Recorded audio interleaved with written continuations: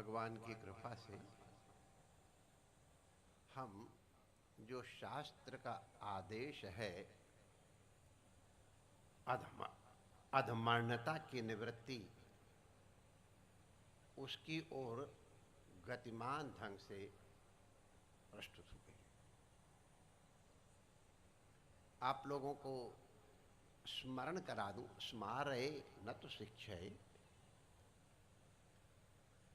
पैदा होते ही माने उत्पन्न होते ही गर्भ से निकले नालो छेदन के अनंतर हर जीव ऋणी पैदा होता है। ये शास्त्र का वचन है, हम कोई मनमानी बात नहीं कह रहे हैं, और उसका हेतु है। यस, 3 ऋण लेके हर जीव प्रकट होता है। एक होता है पितृ ऋण। अब इसकी हम थोड़ा संक्षेप में व्याख्या कर देंगे अवसर संगति के अनुरूप। एक होता पितृ ऋण, एक होता है देव ऋण। आप लोग ऋण कहते हो, मैं ऋण कहता हूं, उच्चारण का भेद है। मैं जब ऋण को तब ऋण समझ लेना। तो पितृ ऋण, देव ऋण और ऋषि ऋण। ऋषि ऋण ये जो 3 दिए गए हैं, ये एक प्रकार से प्रतीक रूप हैं। शास्त्र में जब इनकी व्याख्या करेंगे तो ये व्याख्यायित होकर थोड़ा विशेष अर्थ लाएंगे। तो सबसे पहला है पितृ ऋण। पितृ ऋण माने पितरों ने अनुग्रह किया कि हमको अपने वंश में प्रकट किया और हमको स्वीकारा। आज अगर हम इस समाज के न होते तो हमारी आइडेंटिटी क्या होती? समाज के हम ऋणी हैं। आज हम गौरव से कह सकते हैं हम अमुक हैं। पितरों ने अपने वंश में हमको, हम संकल्प में कह सकते हैं, क्योंकि बिना संकल्प के कोई भी कर्म नहीं होता है। पुण्य या पाप कोई कर्म नहीं है, माने चेष्टा नहीं। कर्म माने चेष्टा नहीं है। उस चेष्टा के पीछे तुम्हारा संकल्प क्या है, वो मुख्य है। गोली चलाना अपने आप में न पुण्य है न पाप है। आप किस संकल्प से गोली चला रहे? हिंसा है, यस, एक्सेप्टेड। लेकिन हर हिंसा अधर्म नहीं है। भले अहिंसा परमो धर्मा, लेकिन तुम्हारा संकल्प उस हिंसा के पीछे क्या है। एक गोली चलाने से कटघरे की यात्रा करनी पड़ती है, और एक गोली चलाने का प्रभाव ये होता है कि राष्ट्र के माननीय राष्ट्रपति महोदय भरे समाज में और समस्त विश्व के सामने उसे अलंकृत करते हैं। गोली चलाने की विधि तो एक है, बल्कि ज्यादा एक्सपर्ट गोली चलाई गई है। तो गोली चलाना न पाप है न पुण्य है। इसी तरह से अन्य उदाहरण ले लो। कोई भी कर्म संसार में ऐसा नहीं है जो सर्वथा पाप ही हो, और ऐसा कोई कर्म, मेरा इसका मतलब यहाँ पर चेष्टा से है। कर्म एक अलग बात। कर्म माने वो चेष्टा जो संकल्प से की गई हो, उसे कर्म कहते हैं। क्योंकि लोक में हम एनी एक्टिविटी को कर्म कह देते, इसलिए उसका प्रयोग कर रहा हूं, लेकिन मैं सावधान हूं। यहां कर्म का मतलब चेष्टा से है। आप क्या चेष्टा कर रहे हो, इट्स नॉट इंपॉर्टेंट। कोई भी चेष्टा पाप हो सकती है, कोई भी चेष्टा पुण्य हो सकती है। अरे जहर देना भी तक पुण्य हो जाता है। हमारे गुरु भाई ने हमको दिया वो संख्या विष देने का पीछे उनके तात्पर्य मेरे बहुत जोर से खांसी हुई थी। हमारे बड़े महाराज जानते सके गुरु भाई जिनको मैं गुरु की तरह मानता रहा हूं, हमको संख्या दी थी। संख्या विष है, लेकिन उनका तात्पर्य मर जाए थोड़ा तो मेरा प्यारा गुरु भाई है, ये स्वस्थ हो जाए, तो विष देना भी पुण्य है, उनका प्रेम है। और तबीयत खराब हो, भूख नहीं है, तो वो फिर भी कहे नहीं तुम्हें तो खांडवी खानी ही पड़ेगी, तो वो पुण्य वो कुछ और हो जाएगा। और तो तात्पर्य क्या है, हम और इसी को सत्य और रित में भाग बंटवारा कर लो। जो दिखाई पड़ने पर सत्य है, लेकिन अगर लोक और उसके लिए हितकर नहीं है तो वो वास्तव में सत्य नहीं है। झूठ बोल बोल करके तो भगवान ने झूठ बुलवा करके महाभारत में विजय कराई। और जब शास्त्र में लिखा हुआ है जहां सत्य है वहां धर्म है, जहां धर्म है वहां विजय। और कितने झूठ को कहा क्या क्या क्या नहीं करवाए माय डियर ने। तो तात्पर्य क्या है, अगर कोई सत्य प्रातीतिक रूप से हित में बाधक है तो वो सत्य नहीं है। माने जिस सत्य को परम सत्य कहते हैं, ऋत ऋतम च सत्यम च, ये ऋत अलग है सत्य अलग है। इसकी व्याख्या ये जो हमारे वैदिक जी बैठे ये सब बताएंगे।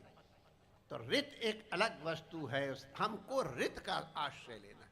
तो हम आपसे निवेदन कर रहे थे, कोई कर्म पाप नहीं है। कर्म माने यहाँ चेष्टा, कोई भी चेष्टा पुण्य नहीं है। आपकी संकल्प से कर रहे हो, ये उसको पुण्य या पाप बनाती है।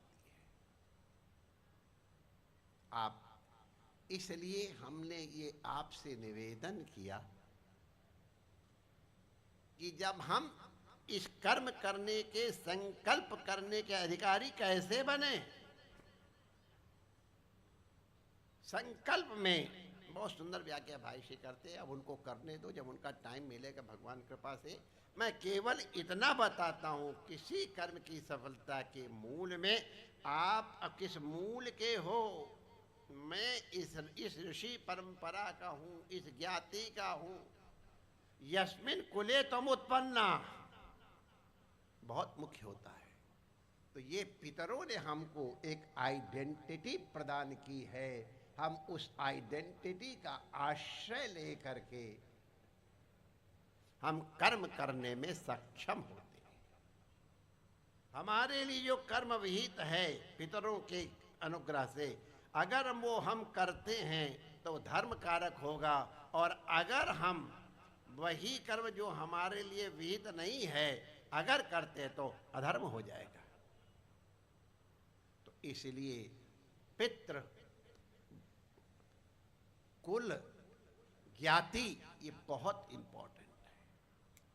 और आप लोगों ने इस ज्ञाति का स्मरण करके और अपने को एक मुट्ठी में बांधा है माय डियर। 100 साल से अधिक का प्रयास है माय डियर। घोड़े जन्म रगड़ हमारी बरौ समुन्नत रहूं कुमारी। तो वो जो प्रारंभ हुआ 100 वर्ष की जब हुई वो यात्रा, तो उसको दोहराया गया आयोजन में।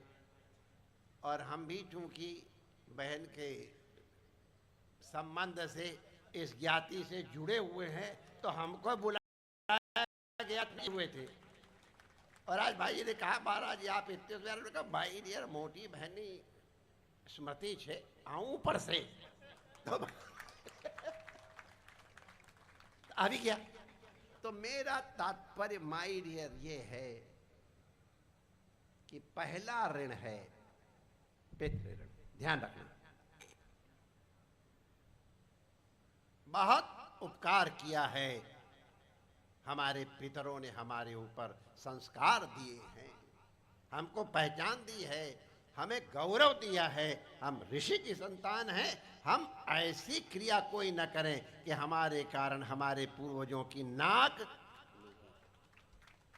ये हमको स्मरण कराने के लिए प्रत्येक कर्म के पहले करते हैं नाम बोल रही जाओ, अब वैसे दोहरा देते हो, अच्छी बात है, लेकिन विधि यह है कि तुमको सावधान रहना चाहिए तुम किसकी संतान हो।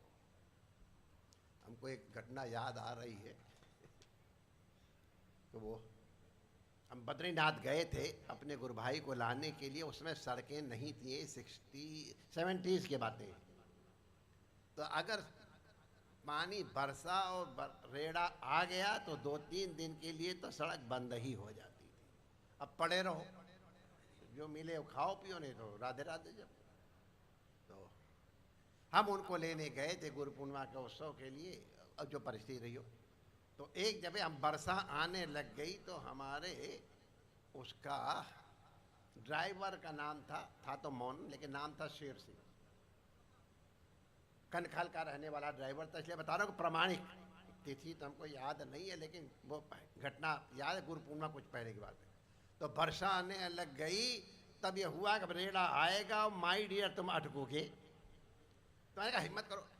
तो मैंने उससे महाराज जी अब तो ओ माई डियर, मैंने माई डियर तो मैंने कहा ओ शेर सिंह, शेर सिंह को शेर सिंह, वो तो गीदड़ा वाली बातें करता है, अकलिया सिख 1.25 लाख के बराबर होता है, मार जोर से। अच्छा ले हुणा ही लो महाराज जी, ऐसे करके मुझे याद है, ऐसे एम्बेसडर गाड़ी धड़ धड़ से निकाल के चला गया। अब मेरे ये कहने के पहले कि तुम शेर सिंह, वो अकलिया सिख 1.25 लाख का होता है, वो गीदड़ सिंह नहीं था तो शेर सिंह ही।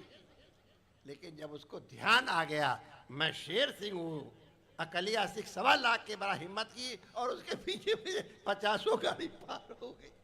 आप समझ गए तात्पर्य, तुम किस खानदान में पैदा हुए हो, तुम्हारे समाज की क्या महिमा है, अगर उससे आप परिचित और स्मरण रखोगे तुम्हारे स्खलन करने का अवसर नहीं आएगा। याद, अरे भैया मेरी माँ की नाक कटेगी, लोग क्या कहेंगे, उस जाति का है। इसलिए बहुत से पाप करने से आदमी बच जाता है, मेरे परिवार की नाक न कटे, तो बहुत मुख्य है।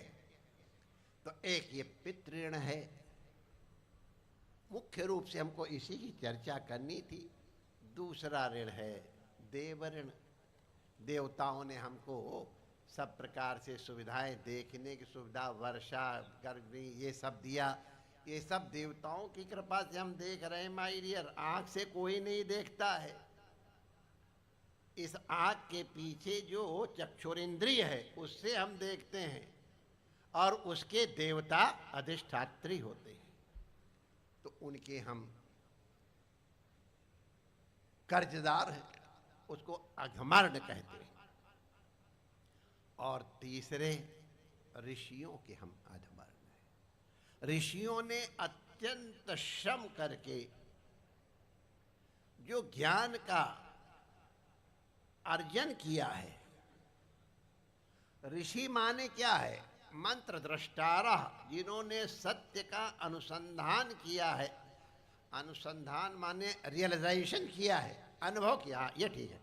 ऋषि माने जिन्होंने यथार्थ का अनुभव किया है। अब न्यूटन ने जब देख लिया तो एक्सेलरेशन ड्यू टू ग्रेविटी या ग्रेविटेशनल फोर्स के लिए उसकी सेब ऊपर से गिरा, और वो सोचने लग गया सेब ऊपर से नीचे ही क्यों गिरा, बाएं दाएं क्यों नहीं गिरा। तो वो उसके चिंतन ने, वर्षों के चिंतन ने हमको दिखा दिया कि एक्सेलरेशन ड्यू टू ग्रेविटी के कारण पृथ्वी सब वस्तुओं को आकर्षित करती है, और हम आज न्यूटन कृपा से न जाने कितने कितने मैथमेटिक्स कैलकुलेशन इत्यादि करते हैं। तो हमारे शास्त्रों में लिखा है ऋषिवत ते भी पूज्या स्यु। न्यूटन भी हमारे लिए ऋषिवत है, माने जिन्होंने अभी हमको ज्ञान दिया है, जिन्होंने भी जिस तरह का भी ज्ञान दिया है। का से कबूतर बताने वाला और बाइनोमियल थ्योरम बताने वाला, और 1/0 इज क्या होगा, 1/0 इन्फिनिटी अनंत, ये बताने वाली जो परंपरा है हम उसके कृतज्ञ हैं। जिसके कारण आज भाई श्री और आपके समाज के सामने यहाँ बैठने का गौरव प्राप्त हुआ है। ये मेरा गौरव थोड़ा है, हमारे गुरुजनों का प्रसाद है, जिन्होंने हमको इस लायक बताया कि आप लोग आज हमको इस समाज के ब्रजलक्ष्मी बाग के उद्घाटन के लिए बुलाए। तो ये हमारे ऊपर 3 ऋण हैं। शास्त्र में लिखा है जीव को मरने के पहले पहले अपना कर्जा उतार जाना चाहिए। कर्जा उतारने के लिए कहा जाता है उत्तमर्ण। जिसने अपना कर्जा उतार दिया उसको उत्तमर्ण कहते हैं, और जो कर्जा न उतार पाए उसको अधमर्ण कहते हैं, कर्जदार कहते हैं। तो ये कर्ज कैसे उतारे जाएं, एक संकेत करते हैं। बाकी व्याख्या अपने विवेक से जो जितनी कर सके उसके अनुसार चेष्टा करें। ऋषियों की कृपा से हम आज ज्ञान प्राप्त किए हैं, हम ऋषियों के कर्जदार हैं। तो अध्ययन और अध्यापन के द्वारा अगर हमको योग्यता है तो और सम्यक प्रकारेण अध्ययन करके और फिर अपने शिष्यों को पढ़ाए। उपनीयतु यश शिष्यम वेदम अध्यापयेत् द्विजः। तो ये अध्ययन अध्यापन में सहयोग करे, अथवा जहाँ अध्ययन अध्यापन हो रहा हो। अभी हम लोगों ने सुना था कि विद्यालय और वो वेद विद्यालयों का वेद मूर्ति विराज रहे हैं। तो ये हमारे ऋषियों, कॉलेज बनाओ, अध्ययन में सहयोग दो। अरे किसी विद्यार्थी के पास अगर पेंसिल नहीं है और टाइम के ऊपर आपने इसको पेंसिल दे दी तो आपका ऋषि ऋण का एक प्रकार से मुक्त। तो किसी भी तरह से ज्ञान आर्जन में सहयोग करना स्वयं परंपरा, जैसे हमारे पुष्टिमार कहते हैं कि सेवा सबसे बढ़िया शरीर की है, नहीं तो वित्त ये है, और नहीं तो मन से सर्वोत्तम है। हमारे मन के अंदर भाव ना रहे, जब भी अवसर मिले, अवसर हमारे तभी आएगा हमको समझ में जब हमको ध्यान रहेगा हमको ऋषि ऋण से मुक्त होने के लिए संकल्पित रहना है। आपको अपने आप मार्ग मिल जाएगा। तो ऋषि ऋण, देव ऋण, देव ऋण के लिए भी वही बात है कि देवताओं की पूजा, ये यज्ञ आदि तो हैं ही हैं। यज्ञ का मतलब क्या है?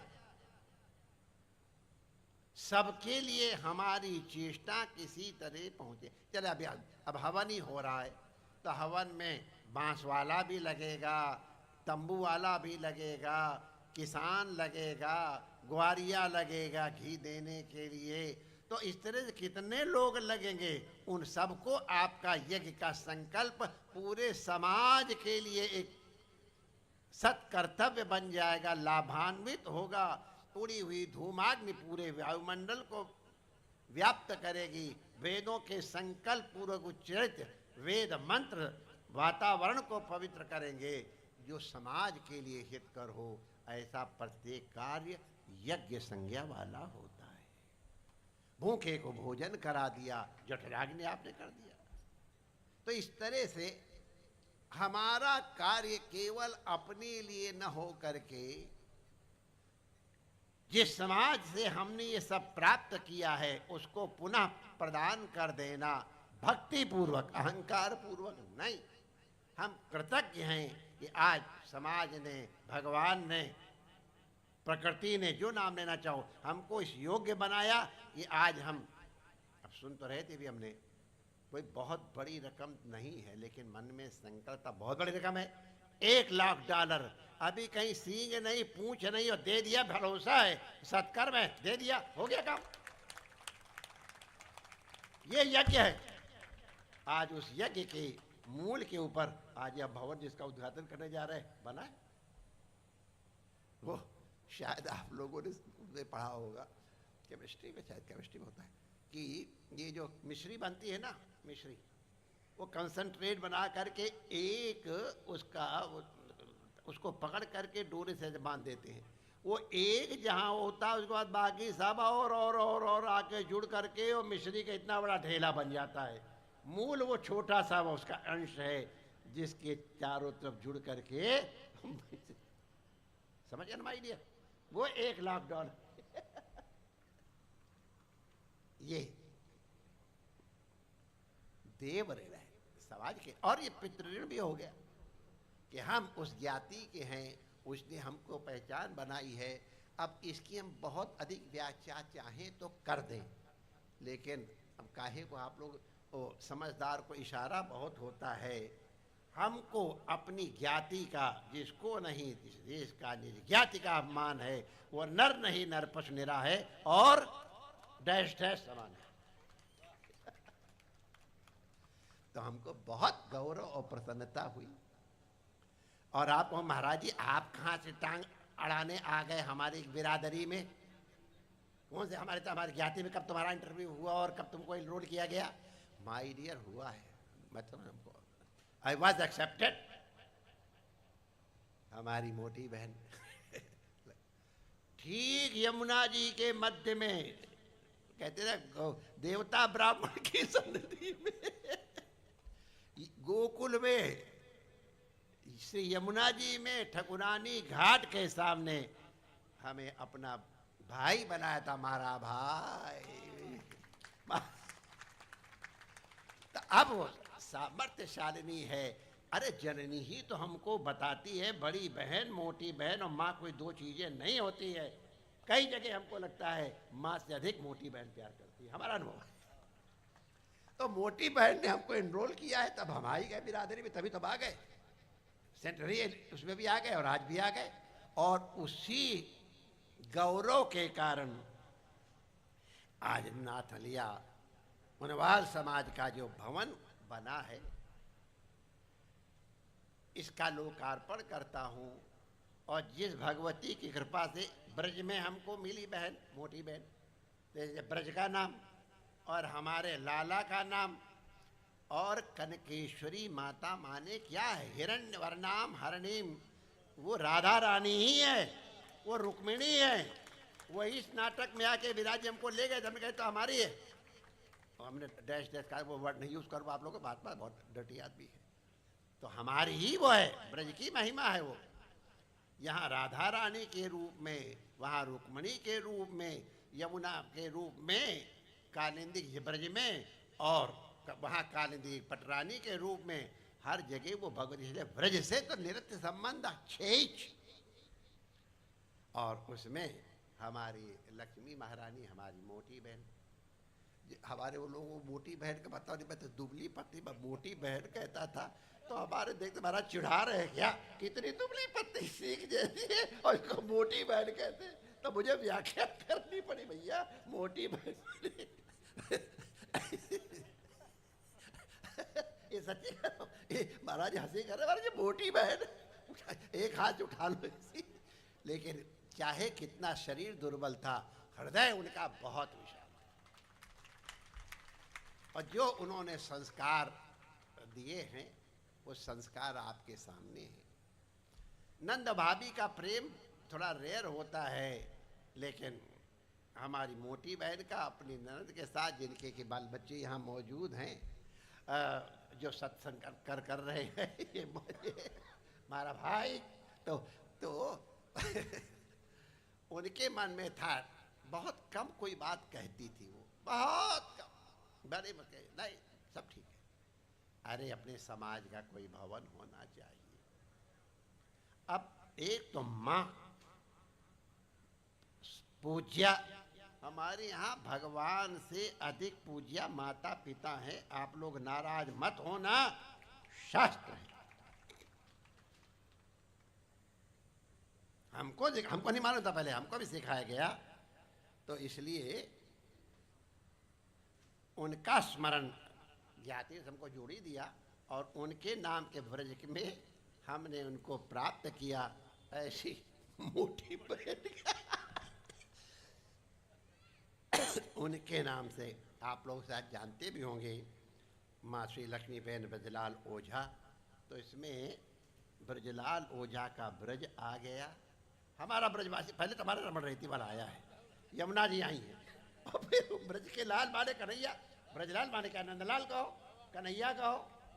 तो इसलिए जो ब्रजलाल नाम आया है उसमें, तो ब्रज लक्ष्मी बाग ये सेवा का एक किया तो आप लोगों ने, लेकिन वो जैसे कन्हैया ने तो नाटक किया, बाकी लठ सबने लगाया, तो ठीक है भवन में खड़ा ऐसे अंगूठी लगा खड़ा कर दिया है, आप लोग सब लाठी लगा लगा के इसको और बढ़ाओ।